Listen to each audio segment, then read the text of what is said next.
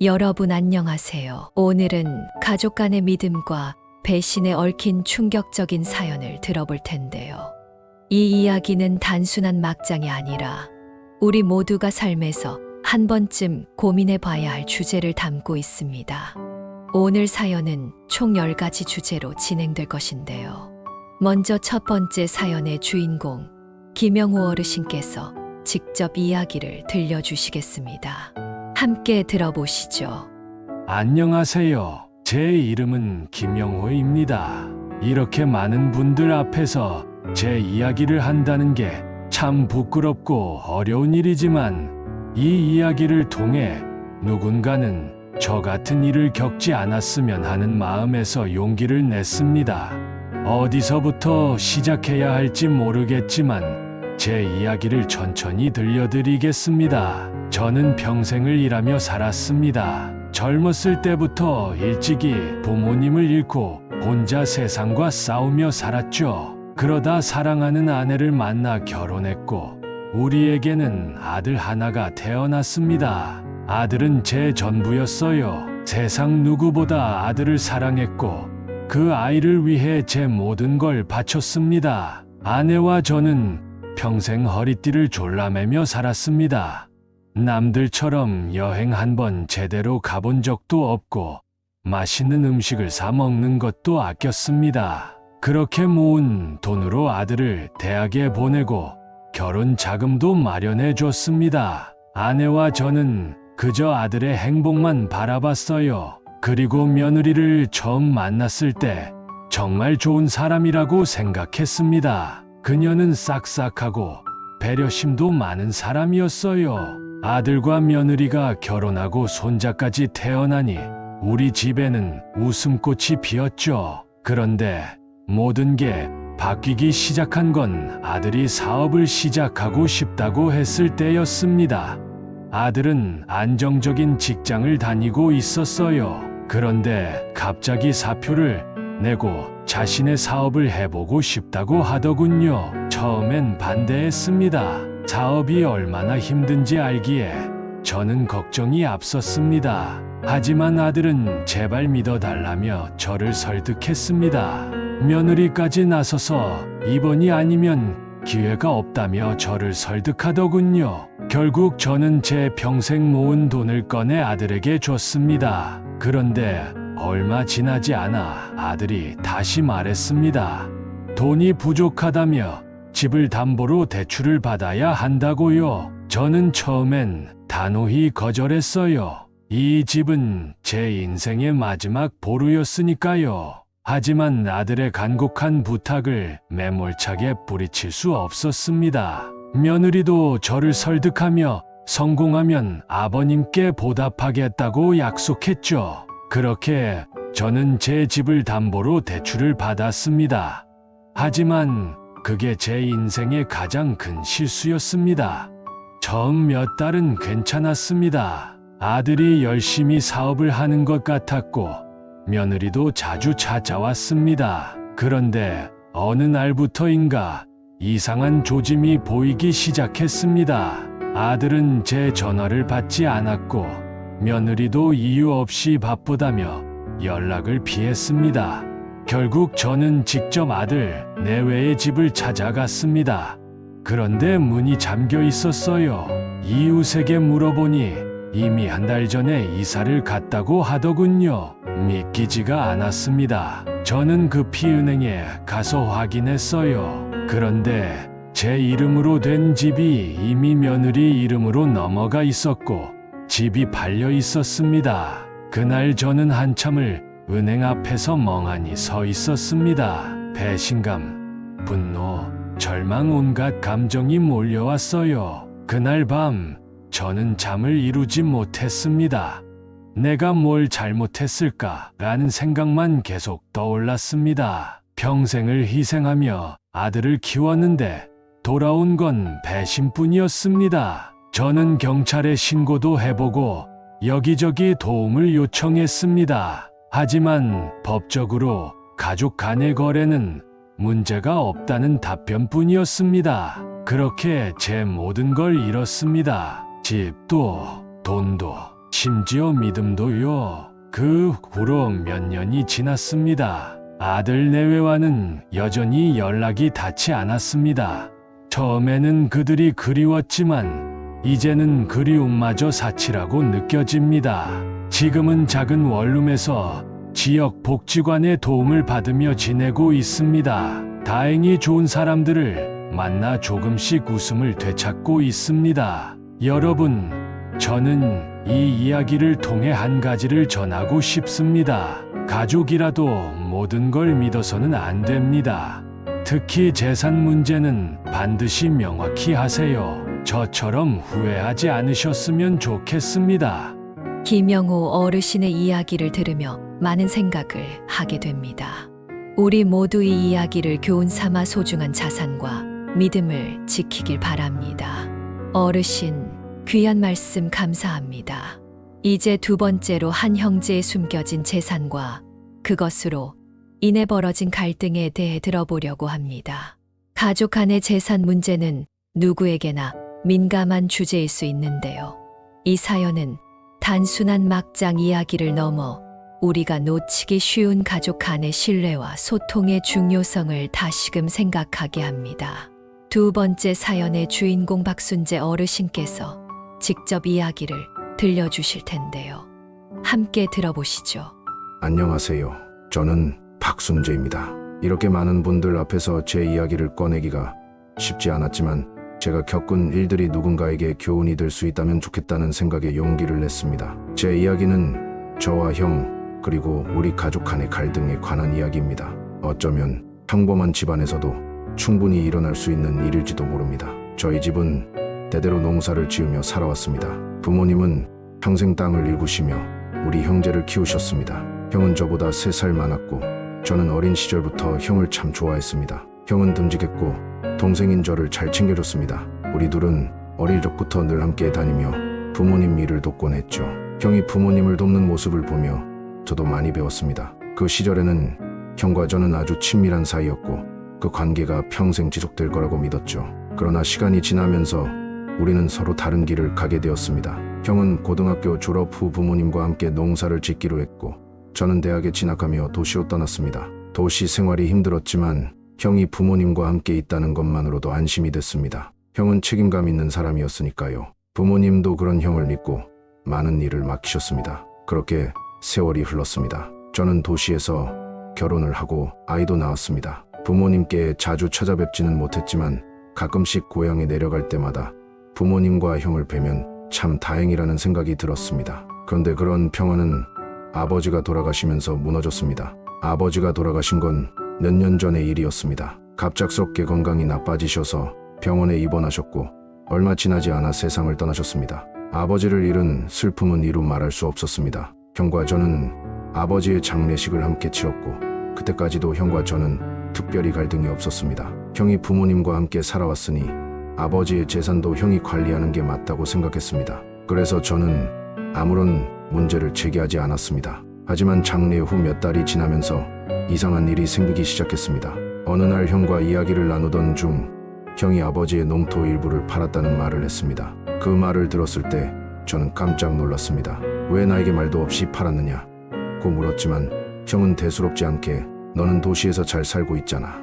이건 내가 관리하는 재산이니 내가 결정할 권리가 있어 라고 말했습니다. 그 말을 들으니 마음이 복잡해졌습니다. 형이 부모님과 함께 힘들게 살아온 것을 알기에 어느 정도 이해하려 했습니다. 하지만 그 후로 형의 행동은 점점 변해갔습니다. 어머니가 병원에 입원하셨을 때 일이 더 심각해졌습니다. 어머니의 병원비를 어떻게 마련할지 논의하던 중 형은 자신의 돈은 사용할 수 없다고 말했습니다. 내가 부모님을 돌본 대가로 받은 돈이니 이건 내 몫이다. 병원비는 내가 부담해라 라는 말에 저는 큰 충격을 받았습니다. 형과의 갈등은 점점 깊어졌습니다. 어느 날 우연히 형의 집을 방문했을 때 아버지가 생전에 남긴 작은 상자를 발견했습니다. 상자 안에는 유산 관련 문서와 꽤 큰 금액의 현금이 들어 있었습니다. 그 순간 저는 형이 아버지의 재산을 독점하고 있다는 걸 알게 되었습니다. 제가 왜 일을 나누지 않느냐고 물었을 때 형은 화를 내며 넌 도시에서 편하게 살았잖아.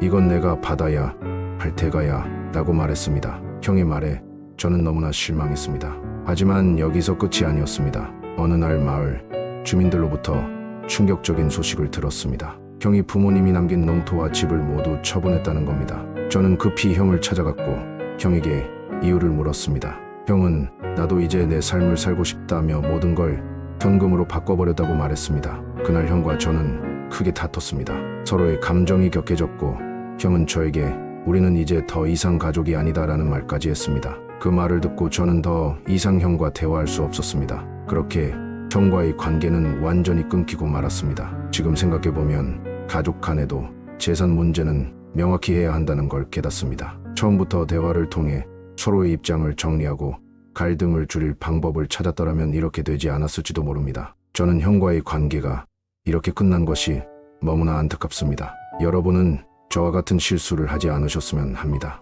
가족 간의 신뢰와 소통은 무엇보다 중요합니다. 재산 문제는 그 신뢰를 시험하는 일이 될 수 있습니다. 저는 지금도 형을 원망하기보다 우리가 그때 좀 더 성숙하게 대처했더라면 좋았을 거라는 생각을 자주 합니다. 두 번째 사연의 주인공인 박순재 어르신의 이야기를 들으며 가족 간의 신뢰와 재산 문제의 중요성을 다시 한번 생각하게 됩니다. 가족 간의 갈등은 대화를 통해 해결할 수 있습니다. 이 이야기를 통해 소중한 관계를 지키는데 도움이 되길 바랍니다. 어르신, 귀한 말씀 감사합니다. 이제 세 번째 사연을 소개해 드릴 차례입니다. 황혼재혼으로 시작된 행복이 예상치 못한 갈등으로 바뀐 한 어르신의 이야기를 들어볼 예정입니다. 새로운 사랑을 만나 재혼하는 것은 분명 축복이지만 그 속에 숨겨진 위험도 있을 수 있습니다. 오늘 이야기를 들려주실 박정자 어르신을 모셨습니다. 세 번째 사연의 주인공 박정자 어르신의 말씀을 함께 들어보시죠. 안녕하세요. 저는 박정자라고 합니다. 제 이야기가 누군가에게 도움이 되었으면 좋겠다는 마음으로 이 자리에 나왔습니다. 저는 65세에 황혼재혼을 했고 그 결혼으로 많은 것을 배웠습니다. 오늘은 제가 그 경험을 나누고 싶습니다. 저는 남편과 함께 40년을 살았습니다. 우리는 서로 부족한 점도 많았지만 늘 곁에서 함께하며 의지했습니다.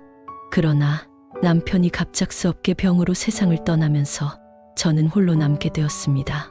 처음에는 제가 홀로 된 현실을 받아들이기 어려웠습니다. 하루하루가 너무 길게 느껴졌고 집안이 텅 빈 것처럼 느껴졌죠. 그렇게 몇 년을 지내면서 저는 점점 사람들과 어울릴 기회를 찾게 되었습니다. 동네 문화센터에서 그림 그리는 법을 배우면서 조금씩 삶의 재미를 되찾았습니다. 그러던 중 그곳에서 지금의 전 남편을 만났습니다. 그는 저보다 5살이 많았고 글쓰기 수업에 다니고 있었습니다. 처음엔 단순히 인사를 나누는 정도였지만 시간이 지나면서 우리는 서로 가까워졌습니다. 그는 늘 밝고 친절한 사람이었습니다. 제가 힘들어하는 모습을 보면 작은 농담으로 저를 웃게 만들었고 제가 무거운 물건을 들고 있으면 도와주기도 했습니다. 그는 제게 항상 정성을 다했습니다. 어느 날은 제가 그날 수업에서 그린 그림을 보고 이건 정말 훌륭하네요. 예술가가 따로 없어요 라고 칭찬을 아끼지 않았습니다. 그런 그의 모습에 저는 점점 마음이 열렸습니다. 우리는 점점 더 많은 시간을 함께 보냈고 서로의 이야기를 나누며 가까워졌습니다. 그는 저와 비슷한 아픔을 가지고 있었습니다. 젊은 시절 사업 실패로 큰 어려움을 겪었고 첫 번째 결혼도 그로 인해 깨졌다고 말했습니다. 그 말을 들으니 왠지 그가 더 인간적으로 느껴졌습니다. 힘든 일을 겪었지만 다시 일어서려는 모습이 존경스러웠죠. 몇 달 후 그는 저에게 결혼을 제안했습니다. 처음에는 망설였습니다. 새로운 사람과 다시 시작한다는 게 쉽지 않았고 자녀들의 반응도 걱정이 됐습니다. 그러나 그는 저에게 진심으로 다가왔고 그의 진심이 느껴졌습니다. 결국 저는 그의 제안을 받아들였습니다. 자녀들에게도 솔직하게 제 마음을 털어놓았습니다. 처음엔 반대가 있었지만 제 행복을 바란다며 축복해 주었습니다. 그렇게 우리는 작은 결혼식을 올리고 새로운 인생을 시작했습니다. 결혼 후 처음 몇 달은 정말 행복했습니다. 그는 늘 저를 웃게 해줬고 저희 집안 분위기도 밝아졌습니다. 저는 그와 함께 새로운 여행도 다니고 서로의 취미를 공유하며 즐거운 시간을 보냈습니다. 하지만 그 행복은 오래가지 않았습니다. 어느 날 그는 갑자기 집을 비우는 일이 잦아졌습니다. 처음에는 별일 아니라고 생각했지만 시간이 지날수록 그의 행동이 이상하다는 생각이 들었습니다. 그는 이유 없이 늦게 귀가하거나 며칠씩 연락이 되지 않기도 했습니다. 저는 걱정이 돼서 물어봤지만 그는 대수롭지 않게 넘겼습니다. 별일 아니다. 그냥 개인적인 일이 있다고만 말했죠. 그러던 중 그의 방에서 이상한 서류를 발견했습니다. 그것은 그가 상당한 빚을 지고 있다는 사실을 보여주는 문서였습니다. 저는 처음엔 눈을 의심했습니다. 결혼 전 그는 자신이 경제적으로 안정적이라고 말했으니까요. 저는 그에게 사실을 물었고 그는 결국 모든 것을 털어놓았습니다. 그는 과거 사업 실패로 큰 빚을 졌고 아직도 그 빚을 갚고 있는 중이었습니다. 그는 그 사실을 숨긴 이유에 대해 내가 이런 상황에서 당신에게 다가갔다면 나를 받아주지 않았을 것이라고 말했습니다. 그 말을 들었을 때 제 마음은 무너졌습니다. 제가 믿었던 그의 모습이 모두 거짓처럼 느껴졌으니까요. 그 후 우리의 관계는 점점 악화되었습니다. 그는 저에게 돈을 빌려달라고 했고 저는 단호히 거절했습니다. 그러자 그는 화를 내며 저를 비난했습니다. 결혼했으면 서로 도와야 하는 거 아니냐고요. 그 말에 저는 큰 배신감을 느꼈습니다. 저는 그의 과거를 더 알아보기로 결심했습니다. 조사를 하면서 그는 과거에도 다른 사람들에게 비슷한 행동을 했다는 것을 알게 되었습니다. 그의 행동은 단순히 절박함에서 비롯된 것이 아니라 반복된 패턴처럼 보였습니다. 그제서야 저는 그와의 관계를 정리하기로 결심했습니다. 우리는 결국 이혼하게 되었습니다. 처음엔 그도 반발했지만 결국 동의했습니다. 저는 그와의 관계를 통해 많은 것을 배웠습니다. 믿음과 신뢰가 없는 관계는 오래갈 수 없다는 것을요. 박정자 어르신의 이야기를 들으며 황혼재혼에서의 신뢰와 소통의 중요성을 다시금 깨닫게 됩니다. 새로운 인연을 시작하는 것은 소중한 일이지만 신중한 판단이 동반되어야 한다는 점을 배웠습니다. 어르신, 귀한 말씀 감사합니다. 여러분도 이 이야기를 통해 많은 교훈을 얻으셨길 바랍니다. 이야기가 흥미롭다면 구독과 좋아요를 눌러주세요. 알림 설정을 해두시면 앞으로도 유익하고 공감 가는 이야기들을 가장 먼저 만나보실 수 있습니다. 감사합니다. 이제 네 번째 사연인데요. 한 부모가 자신의 노후 자금을 아들의 가정을 돕기 위해 투자했다가 겪은 이야기를 들어보려고 합니다. 부모로서 자식을 돕는다는 것은 당연한 일처럼 보이지만 그 과정에서 예상치 못한 갈등과 문제를 마주할 수도 있습니다. 오늘은 이정수 어르신이 자신의 이야기를 들려주시겠습니다. 네 번째 사연의 주인공이신 이정수 어르신, 시작해주세요. 안녕하세요. 저는 이정수입니다. 제 이야기가 누군가에게 교훈이 되기를 바라며 용기를 내어 이 자리에 나왔습니다. 저는 평생 열심히 일하며 노후를 준비했습니다. 아내와 함께 작은 집 한 채를 마련하고 우리가 평생 모은 돈으로 조용히 살 계획을 세웠죠. 하지만 한순간의 결정으로 모든 것이 바뀌었습니다. 저는 20대 초반에 결혼해 두 아이를 키우며 살았습니다. 제 아들과 딸은 저와 아내에게 가장 소중한 존재였고 저희는 그들이 원하는 것을 최대한 지원하며 키웠습니다. 아이들이 성장해 각자의 삶을 시작했을 때 저는 비로소 제 삶을 돌아보며 은퇴를 준비하기 시작했습니다. 아내와 함께 시골로 내려가 작은 텃밭을 가꾸고 조용히 지내는 것이 저희의 꿈이었습니다. 그렇게 저희는 차근차근 준비를 해왔습니다. 평생 모은 저축과 퇴직금을 합쳐 작은 전원주택도 마련하고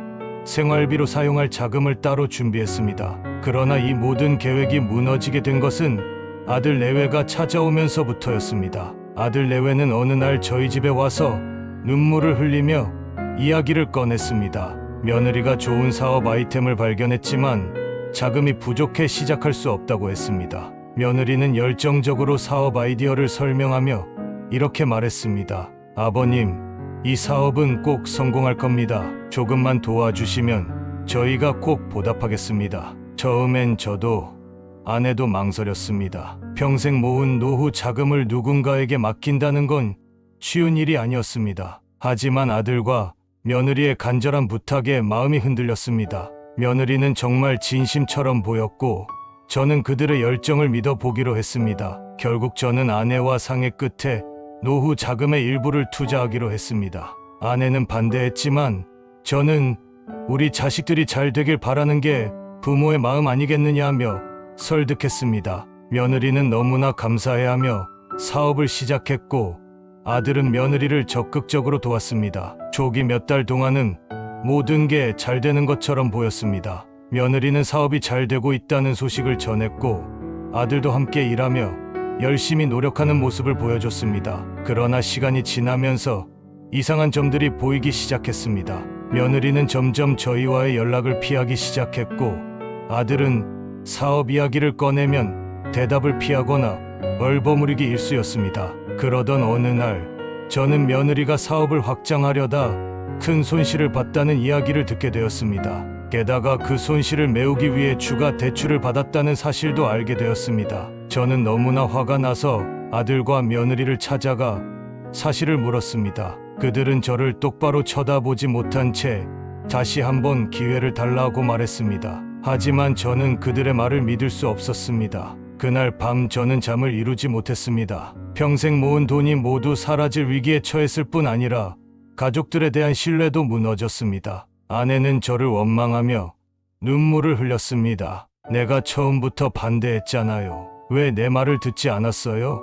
그녀의 말에 저는 아무 말도 할 수 없었습니다. 그 후로도 아들과 며느리는 사업을 이어가겠다고 했지만 상황은 점점 더 나빠졌습니다. 결국 그들은 사업을 정리하고 집까지 팔아야 했습니다. 그 과정에서 저희의 돈도 모두 사라졌고 저와 아내는 작은 원룸으로 이사해야 했습니다. 시간이 지나면서 저는 이 일을 조금씩 받아들이게 되었습니다. 아들과 며느리도 처음부터 저를 속이려던 것은 아니었을 겁니다. 그들도 나름대로 열심히 해보려 했겠죠. 하지만 저는 이 일을 통해 너무나 큰 교훈을 얻었습니다. 아무리 가까운 가족이라도 특히 재정적인 문제는 신중히 다뤄야 한다는 것입니다. 지금 저는 작은 일을 하며 다시 살아가고 있습니다. 아내와도 조금씩 관계를 회복하고 있고요. 하지만 제게 이 일은 평생의 교훈으로 남을 것입니다. 여러분은 저와 같은 실수를 하지 않으셨으면 좋겠습니다.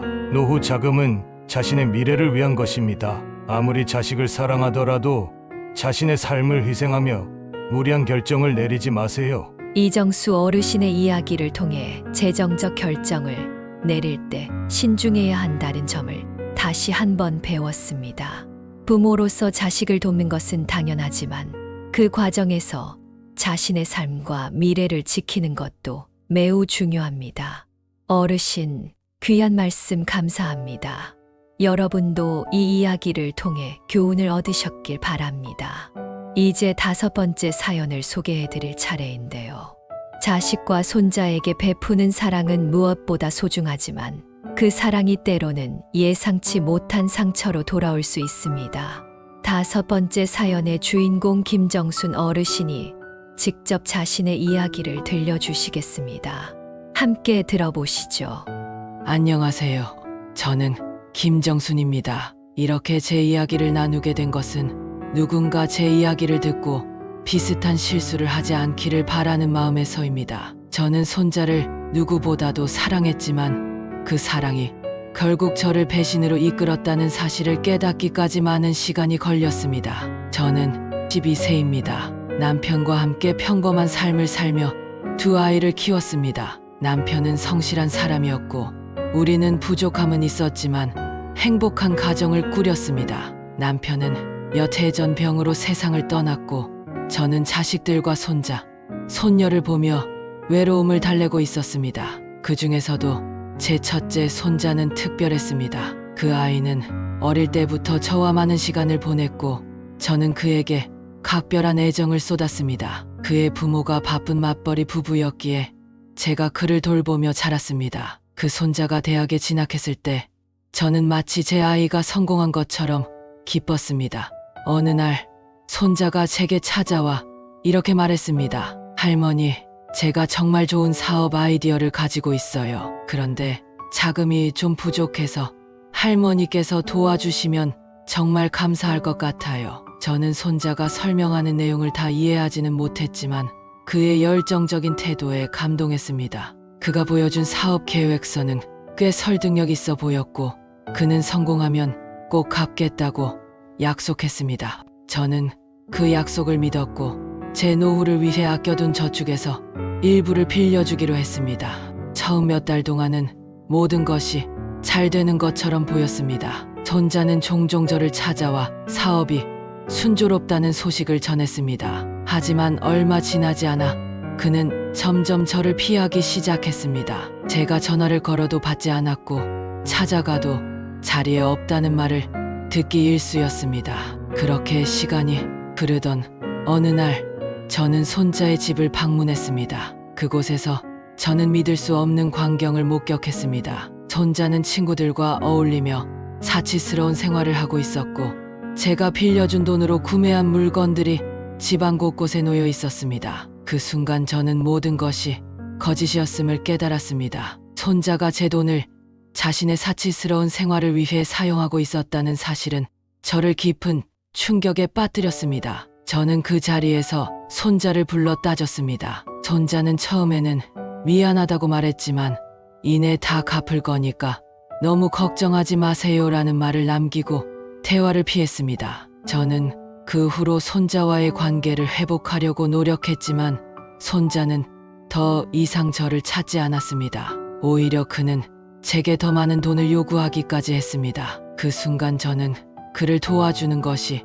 더 이상 의미가 없다는 것을 깨달았습니다. 제가 그 일을 겪으며 배운 것은 아무리 가까운 가족이라도 재정적 문제는 신중히 다뤄야 한다는 것입니다. 사랑은 중요하지만 그 사랑이 무분별한 희생으로 이어지면 안 됩니다. 저는 손자를 여전히 사랑하지만 그가 진심으로 반성하기 전까지는 그와의 관계를 회복하지 않을 것입니다. 여러분, 제 이야기를 듣고 조금이나마 교훈을 얻으셨으면 좋겠습니다. 저는 지금 다시 일어나기 위해 노력하고 있습니다. 손자가 언젠가 진심으로 저를 찾아와 용서를 구하는 날이 오기를 바라며 오늘도 한 걸음씩 나아가고 있습니다. 오늘 김정순 어르신의 이야기를 통해 가족 간의 사랑과 신뢰, 그리고 재정적 책임의 중요성을 다시 한번 생각하게 됩니다. 부모나 조부모의 사랑은 끝이 없지만 그 사랑이 잘못된 방향으로 사용되지 않도록 신중해야 한다는 점을 배웠습니다. 어르신, 귀한 말씀 감사합니다. 여러분도 이 이야기를 통해 많은 교훈을 얻으셨길 바랍니다. 이제 6번째 사연이네요. 나이가 들면서도 새로운 사랑을 만난 한 어르신의 이야기를 들어보려고 합니다. 하지만 그 사랑이 가족의 반대와 오해로 인해 겪은 갈등과 고민이 중심이 됩니다.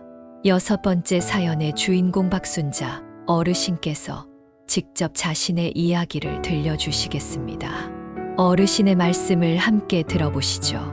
안녕하세요. 저는 박순자라고 합니다. 제 이야기가 누군가에게 위로가 되거나 용기를 드릴 수 있다면 좋겠습니다. 저는 75세입니다. 남편과 함께 평범한 가정을 꾸리며 살아왔지만 남편은 10년 전에 병으로 세상을 떠났습니다. 그때 저는 너무나 큰 충격을 받았습니다. 오랜 시간 함께 했던 사람이 떠나고 나니 제 삶이 텅 빈 것 같았습니다. 그 후로 저는 혼자 지내며 자식들과 손주들에게 의지하며 살았습니다. 아이들은 모두 결혼해 가정을 꾸렸고 손주들은 자라면서 제게 큰 위로가 되었죠. 하지만 시간이 흐르면서 아이들은 점점 바빠졌고 손주들도 제 곁에 머무는 시간이 줄어들었습니다. 저는 점점 외로움을 느끼며 지냈습니다. 몇 년 전 저는 건강 문제로 요양병원에 입원하게 되었습니다. 처음엔 병원 생활이 너무 낯설고 두려웠습니다. 혼자 있다는 현실이 더 크게 다가왔고 병원의 차가운 분위기가 저를 더 외롭게 만들었습니다. 그러나 그곳에서 저는 뜻밖의 인연을 만나게 되었습니다. 그분은 바로 김영수 씨였습니다. 저보다 2살 많은 분으로 저와 마찬가지로 건강 회복을 위해 병원에 오셨던 분이죠. 처음엔 간단한 인사를 나누는 정도였지만 시간이 지나면서 우리는 조금씩 더 많은 대화를 나누게 되었습니다. 그는 늘 밝고 따뜻한 사람이었습니다. 특히 그의 유머는 저를 웃게 만들었고 그의 배려 깊은 말투와 행동은 저를 안심시켰습니다. 어느 날 그는 제게 이렇게 말했습니다. 준자 씨, 저희 나이에 누군가와 이렇게 편하게 이야기할 수 있다는 게 참 감사한 일인 것 같아요. 그 말에 저는 큰 위로를 받았습니다. 저는 다시 설레는 감정을 느끼게 될 줄 몰랐습니다. 시간이 지나면서 우리는 서로의 삶에 대해 더 깊이 알게 되었습니다. 그는 젊은 시절 사업 실패로 힘든 시간을 보냈지만 다시 일어서서 가족을 위해 최선을 다한 분이었습니다. 그의 이야기를 들으면서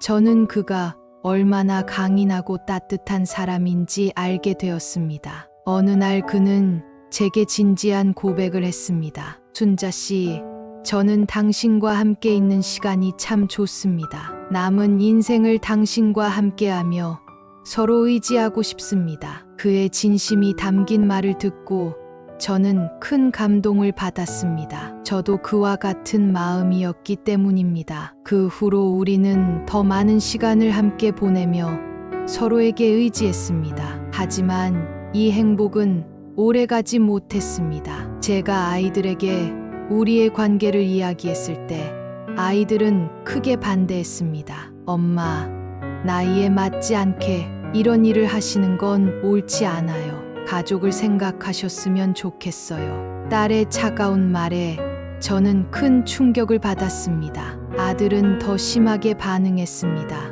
엄마가 이런 결정을 하시면 우리도 주변 사람들 보기 어렵습니다. 그냥 혼자 지내시는 게 낫지 않을까요? 그 말에 저는 너무나 마음이 아팠습니다. 저는 단지 남은 인생을 조금 더 행복하게 살고 싶었을 뿐인데 아이들은 그것조차 이해하려 하지 않았습니다. 그 후로 저는 아이들과의 관계가 점점 멀어졌습니다. 하지만 김영수 씨는 제 곁에서 늘 저를 위로해 주었습니다. 그는 이렇게 말했습니다. 준자 씨, 시간이 지나면 아이들도 우리를 이해할 겁니다. 지금은 서로를 믿고 함께하는 게 중요해요. 그의 말에 저는 큰 용기를 얻었습니다. 우리는 병원을 나와 작은 집에서 함께 살기로 했습니다. 그는 저를 위해 늘 최선을 다했고 저는 그의 곁에서 다시 웃을 수 있었습니다. 우리는 함께 작은 텃밭을 가꾸며 소소한 일상을 즐겼습니다. 그는 매일 저를 위해 요리를 해주고 제가 좋아하는 음악을 들려주며 저를 행복하게 해주었습니다. 시간이 지나면서 손주들은 조금씩 우리를 이해하기 시작했습니다. 그들은 가끔 저를 찾아와 할머니, 이제 행복해 보이세요라고 말해 주었고 그 말은 제게 큰 위로가 되었습니다. 아직 아이들은 우리를 완전히 받아들이지 않았지만 저는 시간이 지나면 그들도 우리의 선택을 이해할 것이라 믿고 있습니다. 지금 저는 김영수 씨와 함께 행복하게 지내고 있습니다. 우리는 서로에게 큰 위로와 기쁨이 되었고 저는 남은 인생을 후회 없이 보내고 싶습니다. 여러분, 나이는 사랑을 제한하지 않습니다. 자신의 행복을 찾고 그것을 위해 용기를 내는 것은 잘못된 일이 아닙니다. 제 이야기가 누군가에게 작은 용기가 되었으면 좋겠습니다. 오늘 박순자 어르신의 이야기를 들으며 나이는 사랑을 제한할 수 없다는 사실을 다시 한번 깨닫게 됩니다. 때로는 가족의 반대가 있을 수 있지만 자신의 행복을 추구하는 것이 얼마나 중요한지 알게 됩니다. 어르신, 귀한 말씀 감사합니다. 여러분도 이 이야기를 통해 많은 것을 느끼셨길 바랍니다. 이제 7번째 사연이네요. 한 어르신이 40년 만에 숨겨진 진실과 마주하며 가족과 화해하고 새로운 관계를 형성한 이야기를 들려드리려고 합니다. 우리 인생은 예측할 수 없는 일들로 가득하지만 그것을 어떻게 받아들이느냐에 따라 우리의 삶은 크게 달라질 수 있습니다. 7번째 주인공 박종수, 어르신의 이야기를 함께 들어보시죠.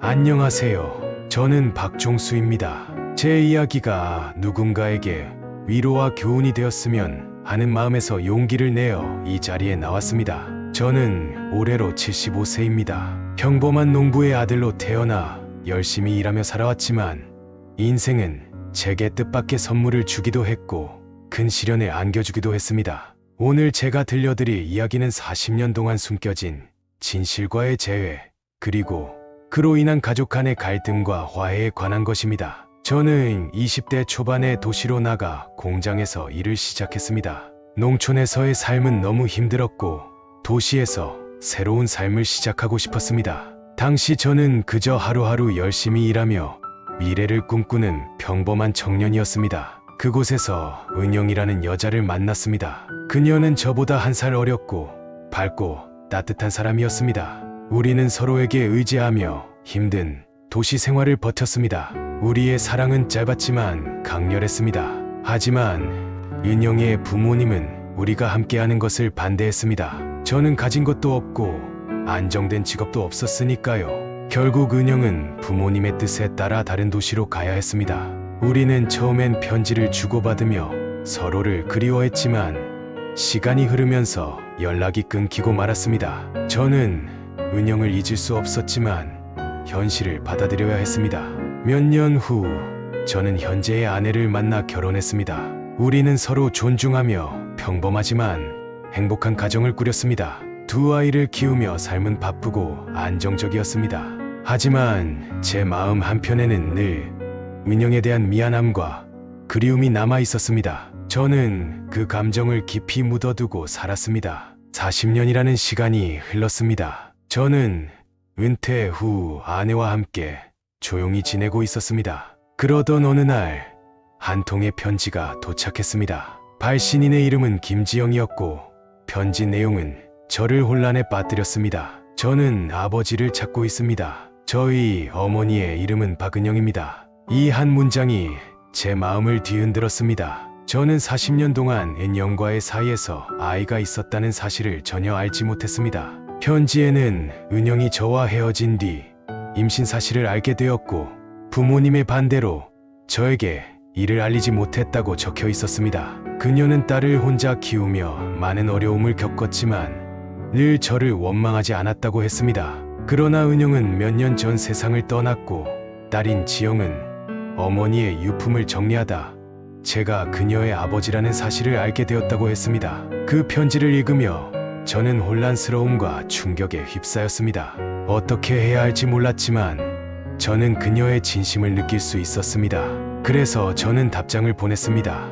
만나서 이야기를 나누자고요. 며칠 후 우리는 만났습니다. 그녀는 어머니를 닮아 따뜻한 눈빛과 부드러운 미소를 가진 사람이었습니다. 저는 그녀에게 미안하다고 말했지만 그녀는 오히려 저를 위로하며 말했습니다. 아버지, 저는 어머니를 통해 당신이 어떤 분인지 들어왔습니다. 어머니는 당신을 원망하지 않으셨고 당신이 제 존재를 몰랐던 것도 이해하셨습니다. 그녀와의 대화는 저를 위로하는 동시에 큰 깨달음을 주었습니다. 그녀는 자신의 삶과 어머니와의 추억에 대해 이야기하며 제가 몰랐던 시간들을 들려주었습니다. 저는 그녀의 이야기를 들으며 눈물을 참을 수 없었습니다. 그 후로 우리는 자주 만났습니다. 그녀는 자신의 가정을 소개해 주었고 저는 그녀의 남편과 아이들까지 만날 수 있었습니다.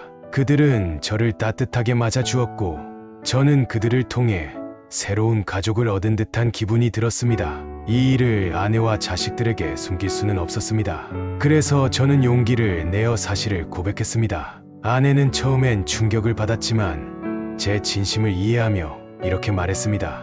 당신이 몰랐던 일이라면 이제는 그 딸과 잘 지내는 게 맞겠지요. 그녀의 이해와 배려는 제게 큰 위로가 되었습니다. 저의 자녀들은 처음에는 낯설어했지만 시간이 지나면서 지영과 가까워졌습니다. 이제 우리는 가족 모임도 함께하며 지냅니다. 그녀는 우리 가족의 새로운 일원이 되었고 저는 그녀와의 재회를 후회하지 않습니다. 오히려 그녀를 통해 제 삶이 더욱 풍성해졌다고 느낍니다. 여러분, 인생은 예측할 수 없는 일들로 가득합니다. 하지만 그 어떤 상황에서도 진심으로 다가가고 서로를 이해하려고 노력한다면 새로운 희망과 행복을 찾을 수 있습니다. 제 이야기가 여러분께 작은 용기와 교훈이 되었으면 좋겠습니다. 오늘 박종수 어르신의 이야기를 통해 가족 간의 사랑과 화해의 중요성을 다시 한번 깨닫게 됩니다. 인생의 예기치 못한 사건 속에서도 진심으로 다가가고 이해하려는 노력이 얼마나 중요한지 알게 됩니다. 어르신, 귀한 말씀 감사합니다. 여러분도 이 이야기를 통해 많은 교훈을 얻으셨길 바랍니다. 어느덧 8번째 사연입니다. 이번에는 형제 간의 재산 분쟁과 그로 인한 갈등, 그리고 그 갈등을 극복하는 과정을 담은 이야기를 들어보려고 합니다. 가족 간의 관계는 무엇보다 소중하지만 때로는 예상치 못한 문제로 흔들리기도 합니다. 8번째 사연의 주인공 박영철 어르신이 직접 자신의 이야기를 들려주시겠습니다. 어르신의 말씀을 함께 들어보시죠. 안녕하세요. 저는 박영철입니다. 이렇게 제 이야기를 나누는 것이 쉽지는 않지만 제가 겪은 일이 누군가에게 작은 교훈이라도 되길 바라는 마음에서 용기를 냈습니다. 저는 올해 13세입니다. 평범한 시골 가정에서 태어나 평생을 성실히 일하며 살아왔습니다. 하지만 몇 년 전 부모님 재산 문제로 인해 저와 형제들 사이에 큰 갈등이 생겼습니다. 그 일은 저에게 평생 잊을 수 없는 교훈을 남겼습니다. 저희 집은 세 형제가 있었습니다. 형은 저보다 2살 많았고 막내는 저보다 4살 어렸습니다. 부모님은 평생 농사를 지으며 우리를 키우셨고 우리에게 물려주신 건 작은 농토와 집 한 채가 전부였습니다. 어릴 적 우리는 부모님을 도우며 함께 지냈고 형제 간에도 사이가 좋았습니다. 저는 우리 형제가 평생 서로를 의지하며 살아갈 거라 믿었습니다. 하지만 부모님이 나이가 드시고 건강이 나빠지시면서 조금씩 갈등의 씨앗이 싹트기 시작했습니다. 특히 아버지가 돌아가신 후 어머니는 점점 더 약해지셨습니다. 어머니는 우리가 어릴 때부터 지켜온 집과 농토를 두고 깊은 고민에 빠지셨습니다. 누구에게 이 재산을 맡겨야 할지, 어떻게 나눠야 할지에 대해 많은 걱정을 하셨습니다. 어머니는 결국 형에게 모든 재산을 맡기기로 결정하셨습니다. 형은 부모님과 가장 가까이 살면서 늘 곁에서 도왔고 어머니로서는 가장 믿음직스러운 선택이었겠죠. 저와 막내는 처음엔 그 결정을 받아들였습니다. 어머니가 형을 믿으셨으니 우리도 형을 믿어야 한다고 생각했으니까요. 어머니가 돌아가신 후 형은 부모님의 재산을 자신의 이름으로 등기 이전을 했습니다. 우리는 처음엔 그것이 관리상의 문제라고 생각했습니다. 하지만 시간이 지나면서 형의 태도가 조금씩 변하는 것을 느꼈습니다. 형은 부모님의 농토와 집을 자신의 것처럼 사용하기 시작했고 우리와의 대화를 피하기 시작했습니다. 저는 형에게 물었습니다. 형, 부모님이 남기신 땅과 집은 우리 모두의 것 아닌가? 형이 관리하는 건 이해하지만 우리도 형과 나누어야 하지 않을까? 형은 제 말을 듣고 한참을 침묵하더니 이렇게 대답했습니다. 영철아, 내가 부모님을 모시면서 얼마나 고생했는지 너도 알지 않냐? 이 재산은 내가 그 고생에 대한 대가로 받은 거야. 그 말에 저는 큰 충격을 받았습니다. 물론 형이 부모님을 돌본 것은 맞지만 그렇다고 해서 모든 재산이 형의 것이 되는 건 아니라고 생각했습니다. 저는 막내와 이 문제를 상의했습니다. 막내도 저와 같은 생각을 가지고 있었습니다. 그래서 우리는 형에게 다시 이야기를 꺼냈습니다. 그런데 형은 점점 더 완강해졌습니다. 그는 우리와의 대화를 피했고 심지어는 더 이상 이 문제로 나를 귀찮게 하지 말라고 말하기도 했습니다. 그 말을 들었을 때 저는 형과의 관계가 완전히 틀어지는 것 같았습니다. 결국 우리는 법적 조치를 취하기로 했습니다. 변호사를 찾아가 상담했고 부모님의 재산을 형제 간에 공평하게 나눌 수 있는 방법을 찾으려 했습니다. 하지만 그 과정은 쉽지 않았습니다. 형은 여전히 모든 재산이 자신의 것이라 주장하며 우리를 배신자로 여기기 시작했습니다. 몇 달간의 법적 다툼 끝에 우리는 일부 재산을 나눌 수 있었습니다. 하지만 그 과정에서 형제 간의 관계는 크게 훼손되었습니다. 형은 우리를 용서하지 않았고 우리는 형의 행동에 실망했습니다. 그 후로 몇 년 동안 우리는 서로 만나지 않았습니다. 저는 늘 마음 한편이 무거웠습니다. 아무리 재산 문제였다고 해도 형제 간의 우애를 잃었다는 사실이 가슴 아팠습니다. 시간이 지나면서 저는 이 문제를 조금씩 받아들이게 되었습니다. 형제 간의 관계가 이렇게 된 것은 우리 모두의 잘못일 수 있다고 생각했습니다. 서로를 더 이해하려고 노력했더라면 이런 결과를 피할 수 있었을지도 모릅니다. 저는 형과 다시 만나 대화하려 했습니다. 그에게 진심으로 사과하고 싶었습니다. 다행히 형도 시간이 지나면서 마음이 누그러진 것 같았습니다. 그는 우리와 다시 만나 대화를 나눴고 우리는 조금씩 관계를 회복할 수 있었습니다. 이제 우리는 예전처럼 가깝지는 않지만 서로를 이해하고 받아들이며 지내고 있습니다. 여러분, 재산 문제는 가족 간의 관계를 가장 크게 흔들 수 있는 주제입니다. 저는 이 경험을 통해 아무리 가까운 가족이라도 돈 문제는 신중하게 다뤄야 한다는 것을 배웠습니다. 그리고 무엇보다 중요한 것은 돈보다 형제 간의 우애를 지키는 것이 훨씬 더 가치 있다는 것입니다. 제 이야기가 여러분께 작은 교훈이 되었기를 바랍니다. 오늘 박영철 어르신의 이야기를 통해 가족 간의 관계에서 재산 문제를 어떻게 다뤄야 하는지에 대해 많은 것을 생각하게 됩니다. 때로는 갈등이 불가피할 수 있지만 그 안에서도 화해와 이해를 통해 관계를 회복하는 것이 중요합니다. 어르신, 귀한 말씀 감사합니다. 여러분도 이 이야기를 통해 많은 교훈을 얻으셨길 바랍니다. 이제 9번째 사연을 소개해 드릴 차례입니다.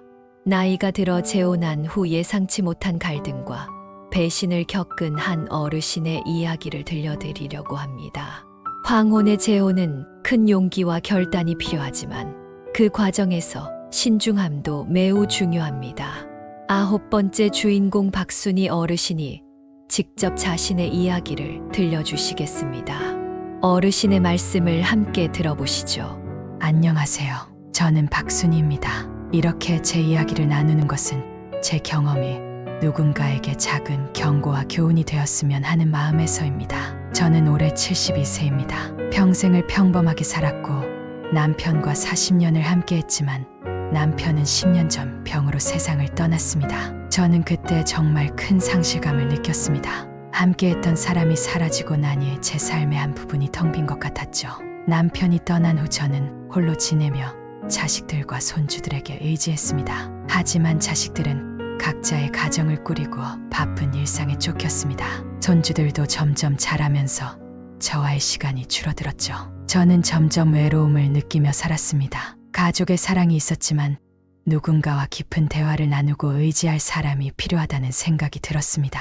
그런 저에게 김영수 씨라는 남자가 다가왔습니다. 우리는 제가 다니던 문화센터에서 만났습니다. 그는 저보다 2살 많았고 저와 비슷한 경험을 가진 사람이었습니다. 그의 첫 번째 부인도 몇 년 전 세상을 떠났다고 했습니다. 우리는 노래 교실에서 처음 만나 자연스럽게 대화를 나누게 되었습니다. 그는 늘 밝은 얼굴로 저에게 다가왔고 저의 이야기를 진심으로 들어주는 사람이었습니다. 처음에는 그저 친구처럼 느껴졌지만 시간이 지나면서 그의 따뜻한 배려와 유머가 저를 위로했습니다. 그는 항상 저를 걱정하며 작은 일에도 신경을 써주었습니다. 어느 날 그는 저에게 이렇게 말했습니다. 준혜 씨, 우리 나이에 서로 의지하며 살 수 있다는 게 얼마나 큰 축복인지 아세요? 그의 말은 제 마음을 움직였습니다. 저는 오랜만에 설레는 감정을 느꼈습니다. 몇 달 후 그는 저에게 정식으로 재혼을 제안했습니다. 저는 그 말을 듣고 한동안 고민했습니다. 아이들에게 이 이야기를 꺼냈을 때 어떤 반응을 보일지 걱정이 됐습니다. 그러나 저는 제 인생에서 다시 한번 행복을 찾아보고 싶었습니다. 결국 저는 그의 제안을 받아들였고 아이들에게 이 사실을 말했습니다. 아이들은 예상대로 반대했습니다. 딸은 이렇게 말했습니다. 엄마, 지금 이 나이에 재혼이 무슨 의미가 있나요? 그냥 혼자 지내시는 게 더 좋지 않을까요? 아들은 더 심한 말을 했습니다. 엄마, 그 사람이 정말 엄마를 사랑한다고 믿으세요? 혹시 다른 속셈이 있는 건 아닌가요? 저는 아이들의 반응에 마음이 아팠지만 제 선택을 믿기로 했습니다. 우리는 작은 결혼식을 올리고 함께 살기 시작했습니다. 처음 몇 달 동안은 정말 행복했습니다. 그는 저를 아껴주었고 저는 오랜만에 웃음을 되찾았습니다.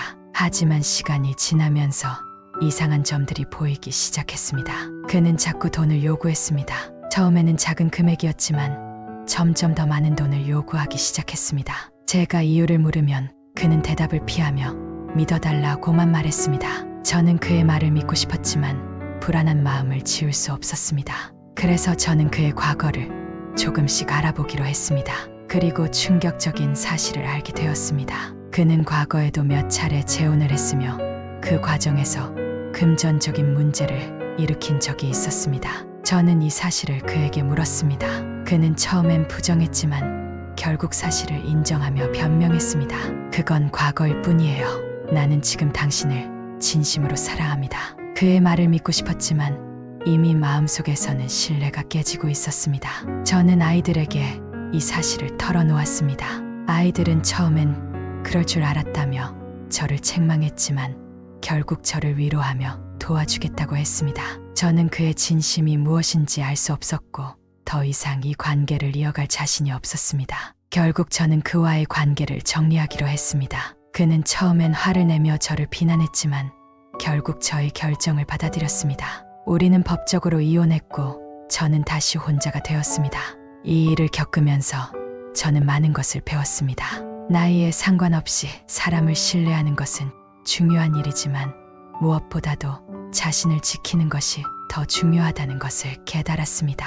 지금 저는 작은 일을 하며 다시 일상을 이어가고 있습니다. 아이들과 손주들이 저를 위로하며 곁에 있어주고 저는 그들에게 큰 위로를 받고 있습니다. 이 경험은 저에게 큰 상처를 남겼지만 동시에 중요한 교훈도 주었습니다. 여러분, 제 이야기가 누군가에게 작은 경고와 교훈이 되었으면 좋겠습니다. 오늘 박순이 어르신의 이야기를 통해 황혼 재혼에서의 신중함과 신뢰의 중요성을 다시 한번 깨닫게 됩니다. 사랑은 나이에 제한되지 않지만 그 안에서의 선택과 판단은 우리의 삶에 큰 영향을 미칩니다. 어르신, 귀한 말씀 감사합니다. 여러분도 이 이야기를 통해 많은 것을 느끼셨길 바랍니다. 어느덧 마지막 사연만 남았네요. 어르신께서 평생 모은 노후 자금을 잃게 된 사건과 그로 인해 벌어진 이야기를 들려드리려고 합니다. 인생에서 가장 소중하게 지켜야 할 노후 자금이 한순간에 사라진다면 어떤 일이 벌어질까요? 오늘의 마지막 10번째 주인공 박정자 어르신의 이야기를 통해 삶에서 신중함과 가족의 소중함에 대해 다시 한번 생각해 보는 시간이 되었으면 합니다. 그럼 박정자 어르신의 이야기를 함께 들어보시죠. 안녕하세요. 저는 박정자라고 합니다. 이렇게 제 이야기를 나누게 되어 마음이 무겁지만 누군가에게 작은 교훈이라도 될 수 있기를 바라며 용기를 냈습니다. 저는 올해 74세입니다. 평생을 열심히 일하며 살아왔고 어렵게 노후를 준비했습니다. 하지만 한순간의 잘못된 선택으로 제가 평생 모은 노후 자금을 잃게 되었습니다. 저는 젊은 시절부터 매우 성실하게 일해왔습니다. 남편과 함께 작은 식당을 운영하며 두 아이를 키웠습니다. 남편과 저는 식당에서 아침 일찍부터 밤늦게까지 일하며 어렵게 돈을 모았습니다. 우리의 목표는 분명했습니다. 아이들이 부족함 없이 자라고 우리가 나이가 들어서도 걱정 없이 지낼 수 있는 노후를 준비하는 것이었습니다. 아이들이 대학에 입학하고 각자의 길을 걷게 되었을 때 우리는 비로소 조금씩 여유를 느낄 수 있었습니다.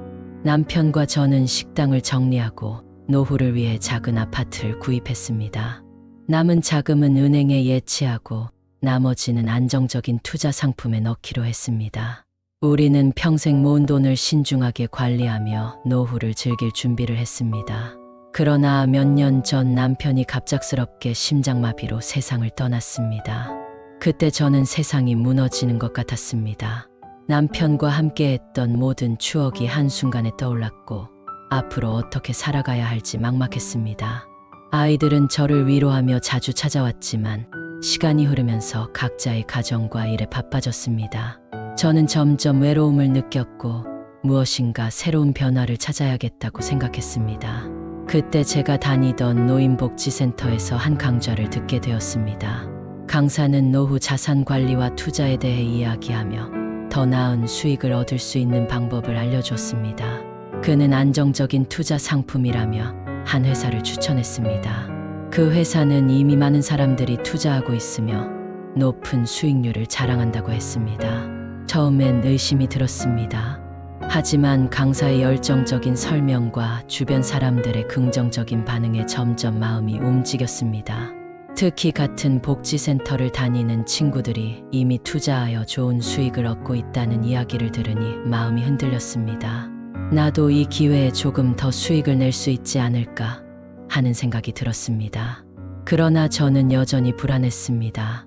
그래서 아들인 민수에게 이 이야기를 해보기로 했습니다. 민수는 바쁜 직장 생활 중에도 가끔 저를 찾아와 안부를 묻곤 했습니다. 어느 날 저녁 민수와 함께 식사를 하며 조심스럽게 말을 꺼냈습니다. 민수야, 엄마가 요즘 노인복지센터에서 좋은 투자 상품을 소개받았는데 한번 들어볼래? 민수는 잠시 생각하더니 이렇게 말했습니다. 엄마, 요즘 사기 사건도 많으니까 조심하셔야 해요. 어떤 투자든지 신중하게 생각해 보셔야 해요. 저는 민수의 말을 듣고 다시 한번 고민했습니다. 하지만 이미 마음이 기울어 있었고 주변 사람들의 권유도 계속되자 결국 저는 큰 결심을 했습니다. 평생 모은 돈 중 일부를 그 투자 상품에 넣기로 한 것입니다. 처음 몇 달 동안은 모든 것이 순조로웠습니다. 매달 정해진 수익이 들어왔고 투자 회사에서도 정기적으로 연락을 주며 상황을 알려줬습니다. 저는 점점 안심하게 되었고 추가로 더 많은 돈을 투자하기로 결정했습니다. 하지만 몇 달 후부터 이상한 점들이 생기기 시작했습니다. 회사에서 보내던 수익금이 갑자기 끊겼고 담당자의 연락도 두절되었습니다. 저는 불안한 마음에 회사에 직접 찾아갔지만 사무실은 이미 텅 비어 있었습니다. 그때서야 저는 제가 사기를 당했다는 것을 깨달았습니다. 충격과 절망감에 휩싸여 집으로 돌아왔습니다. 머릿속이 하얗게 변하고 앞으로 어떻게 해야 할지 몰랐습니다. 내가 어떻게 이렇게 어리석은 선택을 했을까? 스스로를 자책하며 눈물을 흘렸습니다. 며칠 동안 혼자 방 안에 틀어박혀 있었습니다. 식사도 하지 않고 잠도 제대로 자지 못했습니다. 그러던 중 딸인 은지가 집으로 찾아왔습니다. 그녀는 제 얼굴을 보자마자 놀라며 물었습니다. 엄마, 무슨 일이에요? 얼굴이 왜 이래요? 저는 결국 모든 것을 털어놓았습니다. 제가 투자한 돈이 사라졌고 그것이 사기였다는 것을 알게 되었다고요. 은지는 처음엔 놀라고 화를 냈지만 곧 저를 안아주며 위로해 주었습니다. 엄마, 이제 괜찮아요. 우리가 있잖아요. 그 후로 아이들은 저를 위로하며 다시 일어설 수 있도록 도와줬습니다. 하지만 저는 여전히 마음의 짐을 내려놓을 수 없었습니다. 평생 모은 돈을 한순간에 판단으로 잃었다는 사실이 저를 괴롭혔습니다. 시간이 흐르면서 저는 조금씩 마음을 다잡게 되었습니다. 아이들과 손주들의 사랑이 저를 지탱해 주었습니다. 저는 다시 작은 일들을 시작하며 일상으로 돌아가려고 노력했습니다. 하지만 이 사건은 저에게 큰 교훈을 남겼습니다. 첫째로 어떤 결정이든지 신중하게 생각하고 전문가나 가족과 상의하는 것이 중요하다는 것입니다. 둘째로 높은 수익을 약속하는 투자에는 항상 위험이 따를 수 있다는 것을 깨달았습니다. 여러분, 제 이야기가 누군가에게 도움이 되었으면 좋겠습니다. 저처럼 어리석은 실수를 하지 않으시길 바랍니다. 그리고 가족과의 소통이 얼마나 중요한지도 잊지 않으셨으면 합니다. 저는 이 일을 통해 많은 것을 잃었지만 가족의 사랑과 지지를 얻었습니다. 그것이 제가 다시 일어설 수 있는 힘이 되었습니다. 오늘 박정자 어르신의 이야기를 통해 신중한 판단과 가족과의 소통의 중요성을 다시 한번 깨닫게 됩니다. 노후 자금은 평생의 노력으로 쌓아온 소중한 자산입니다. 그것을 지키는 일은 그 무엇보다 중요합니다. 어르신의 경험이 우리 모두에게 큰 교훈이 되었을 것 같습니다. 박정자 어르신, 귀한 말씀 정말 감사합니다. 여러분도 이 이야기를 통해 많은 것을 느끼셨길 바랍니다. 긴 영상을 끝까지 시청해 주셔서 진심으로 감사드립니다. 오늘 나눈 이야기는 모두 우리가 한 번쯤은 마주할 수 있는 인생의 중요한 순간들이었습니다.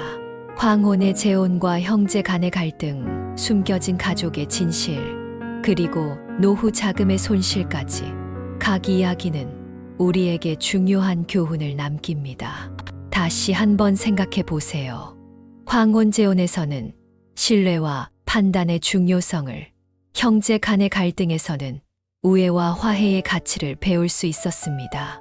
숨겨진 진실의 이야기는 용서와 이해의 힘을, 노후 자금의 손실은 신중한 결정과 가족의 소중함을 상기시켰습니다. 인생은 때로는 예측할 수 없는 일들로 가득하지만 그 속에서 배우고 성장할 기회가 있다는 점을 잊지 말아야겠습니다. 이 영상이 여러분에게 작은 위로와 교훈이 되었기를 진심으로 바랍니다. 그리고 여러분의 이야기도 듣고 싶습니다. 비슷한 경험이 있거나 오늘 이야기에서 느낀 점이 있다면 댓글로 남겨주세요. 여러분의 생각이 저희에게 큰 힘이 됩니다. 앞으로도 유익하고 공감 가는 이야기들로 여러분을 찾아뵙겠습니다. 구독과 좋아요, 알림 설정을 해주시면 새로운 영상이 올라올 때 가장 먼저 확인하실 수 있습니다. 오늘도 저희와 함께 해주셔서 감사합니다. 여러분의 하루가 늘 행복하고 건강하시길 바랍니다. 다음 영상에서 또 만나 뵐게요.